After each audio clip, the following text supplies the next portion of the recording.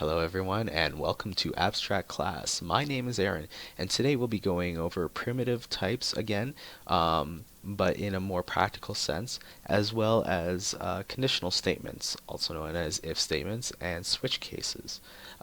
Today I'll also be using a stream from my desktop in order to give you better examples. So these are the different primitive variables that I spoke about in the last video. The language that I'm be using today is called Java, which is an open language usable on all platforms. So between Windows, OS X, and Linux, you're able to program using this. Keep in mind though that these videos are not language specific, so I may use other languages at different times. Alright, so in the last video I mentioned the bit being the smallest version of variable.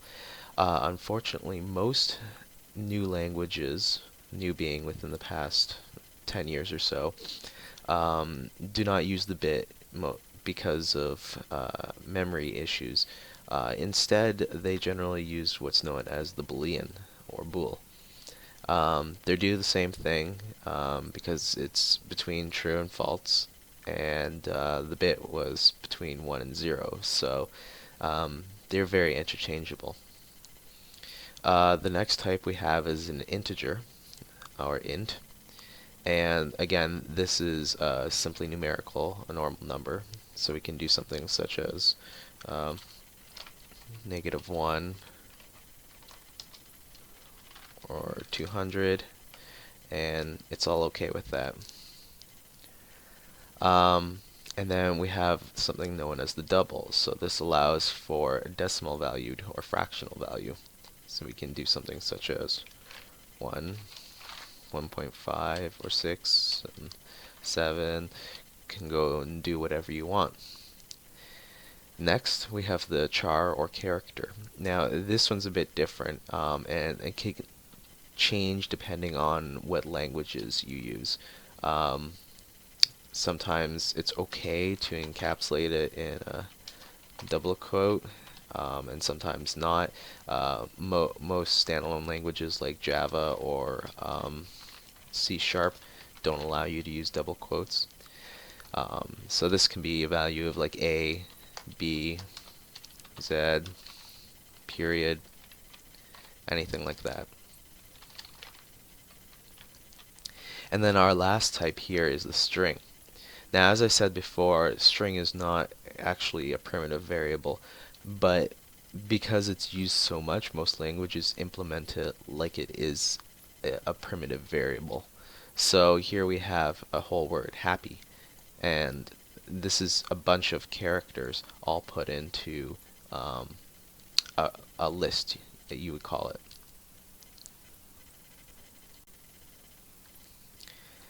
Now I should also mention that before using a variable, you have to do what's known as instantiating it. These lines here do instantiate new variables. So for example, this line here, what this means is we're going to create a new integer with the name of mood_i, and we're going to set that value to 200. So what this allows us to do when creating new variables is to manipulate them or utilize their values. In the last video I mentioned that variables are much like mathematical variables in that they can be used, such as x or y in an equation. And I'll show you exactly how they can be used. So for example, if we don't like the fact that mood_i is 200 later on in our program, what we can do with it is manipulate it. So for example here, I will say mood_i, and once it's instantiated, you no longer have to use these what's known as keywords in order with it. So simply here we're going to take mood_i and we're going to equal it to mood_i plus the value of 50. Now you may be wondering, how do you know past this point that mood_i is actually 250? Well, we're going to be using the output over here to show certain values. So I'll be using system.out.println. This is what's known as a function, and I'll be going over what functions do later. So then we place in mood I, and then we press the run button, and it spits out a value of 250, showing us that this line did actually work. Now, to tie this all back to my original video and the waking up and getting dressed example of programming, I've named all the variables moods, different moods, along with their type, first letter of their type. And it's kind of up to you to discern which would be the best in that kind of situation. Just like your mood, you have variables that are instantiated or set at the beginning of the day or a program. So it's best to find out which one would work best for you, and you have to think about it going forward from there, because you could take something like a Boolean, mood B here, and have that as true or false. Well, does it really work to have a mood that is just on or off? You have to decide that for yourself.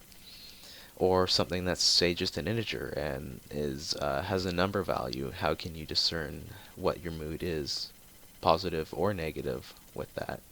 Same with double, but with more precision. And then you have to think about how do you interpret a character or a string, a group of characters, as a mood itself. Sure, you can have the word happy, but as you may find out later, working with strings, working with words, can be harder or less descriptive than working with numbers. So for the next part of this video, I'll be going over what are known as conditional constructs. So those include if and switch cases. For this example, I'll be using numerical, so mood I here, and I'll be setting that. And in later videos, I'll be going over how to use these other variable types. Booleans do place a big role in if cases, though. So, in order to do this, I will be using the day of the month. Now, I'm not going to use an actual date, but say, for example, that it's around Christmas time.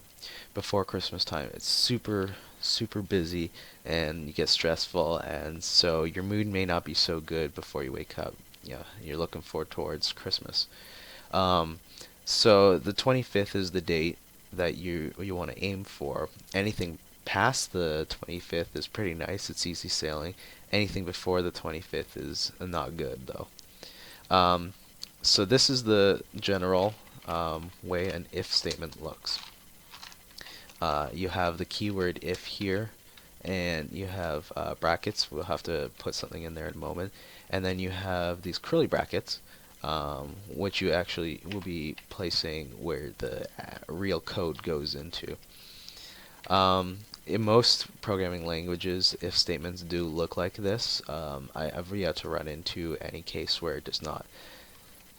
There are advanced if statements, but we'll go over those another time. Okay, so first thing we should do is we should also instantiate what the actual day is. So I want to say, we'll just use an int for now, and we'll say the day, and we will equal that to, for now we'll put the day is the 24th. Now, the objective in an if statement is to make whatever you say in these parentheses to be true. That is what will be done within these curly brackets here. So, for example, the day, we want it to be equal to the 25th. Now, this little bit here, these two equal signs, they denote a comparison. Up here we have these equal signs, but they assign, which is a different function. So we make mood I is equal to 200. But down here, what we're saying with these two equal signs is we're saying if the day is equal to 25, then this will be considered true, and then whatever happens here will be executed. So let's say if the mood is equal to, if the day is equal to 25, we make the mood equal to 100. We'll go back up here. We'll say this is a range from 0 to 100. 0 being bad and 100 being good. After the if statement, what we will do is we will print out the number.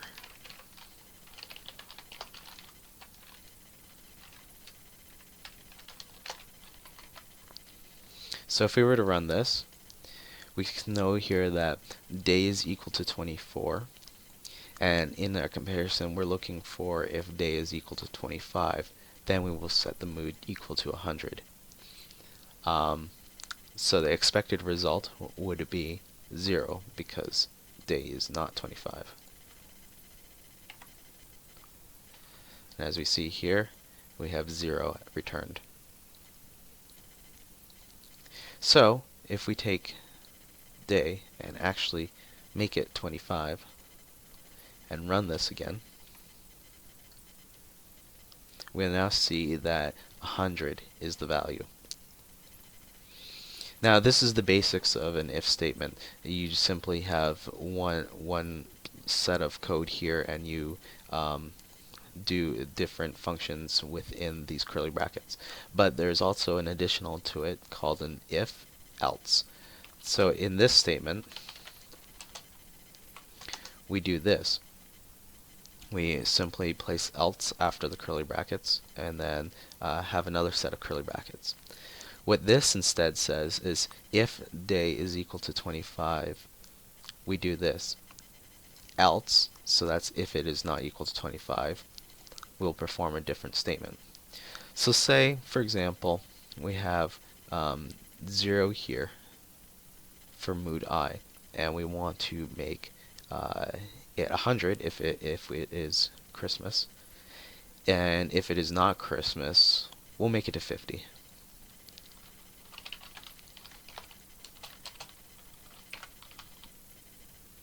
So let's say we're back on the 23rd now, and we run this. The expected result is 50. And there we go. Now, this doesn't fully work with our example we wanted. We wanted, if it's before the 25th, that you're in a bad mood, which would be 0. If it is the 25th, you're ecstatic because it's Christmas and all your work is done, so to say. So you would be 100. But then afterwards, you're just kind of coasting. You're feeling good. So an else doesn't fully deal with this.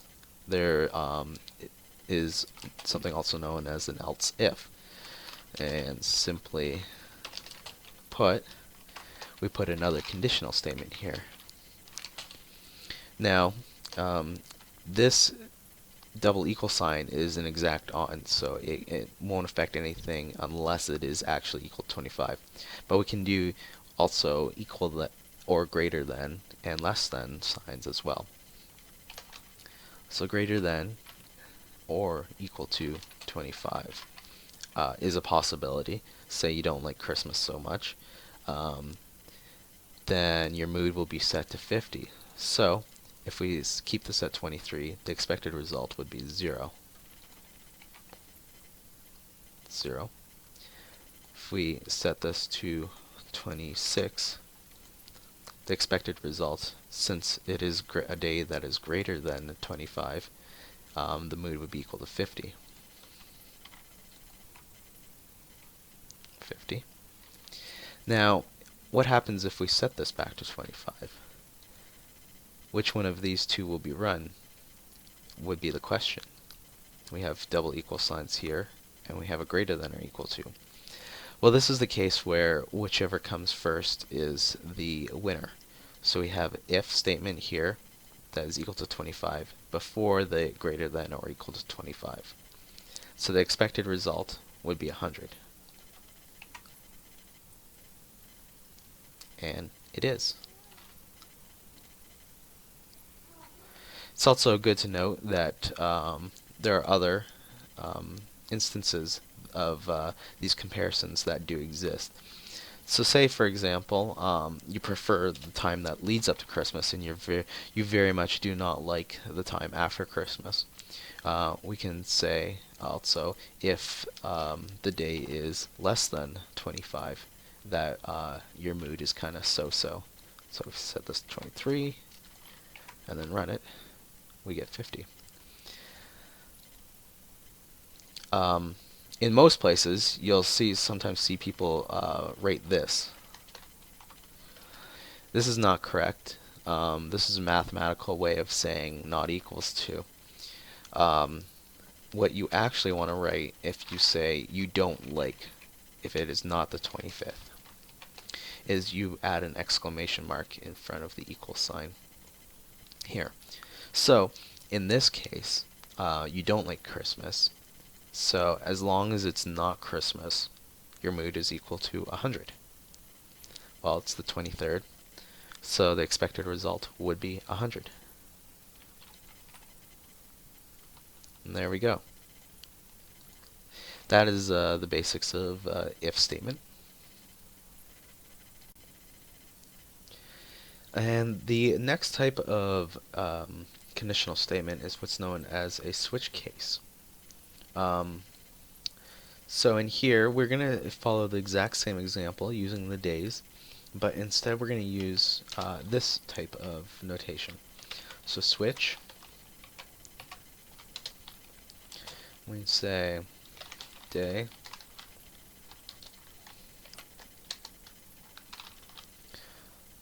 so this means we'll switch on the day. And within switch cases, you always have to have a default case, or in most of the time, it's good practice to have a default case.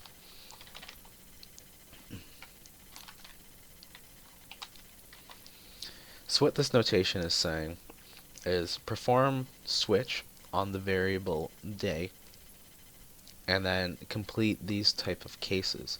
Now, the last one would always be default case here, and that's followed by a break. So between these two lines of code here is where you would place your action code, something to do. So for example, mood I equal to 50.